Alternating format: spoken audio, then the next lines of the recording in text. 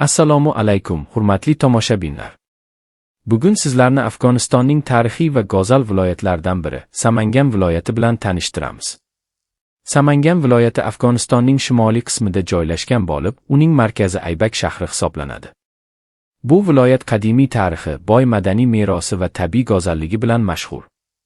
Samangan viloyatining maydoni taxminan 11.218 kvadrat kilometrni tashkil etadi. Aholisi esa 500 ming nafardan ortiq deb baholanadi. Viloyat tarkibida 7 ta tuman mavjud. 1. Aybak. 2. Hazrati Sulton. 3. Daray Sof Bolo. 4. Daray Sof Boyon. 5. Feroz Nahchir. 6. Xulm. 7. Royido. Samangan aholisi asosan qishloq xo'jaligi va chorvachilik bilan shug'ullanadi.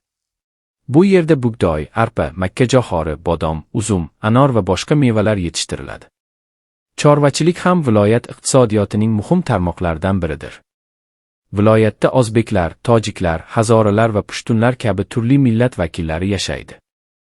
Aholi asosan dari va o'zbek tillarida so'zlashadi. Samangan o'zining tarixiy yodgorliklari bilan butun dunyoga mashhur. Eng mashhur tarixiy obida, Taxti Rustam bo'lib, u qoyatosh ichiga oyib qurilgan qadimiy buddaviy ibodatxonadir. Shuningdek, viloyatda ko'plab qadimiy g'orlar, masjidlar va tarixiy yodgorliklar mavjud.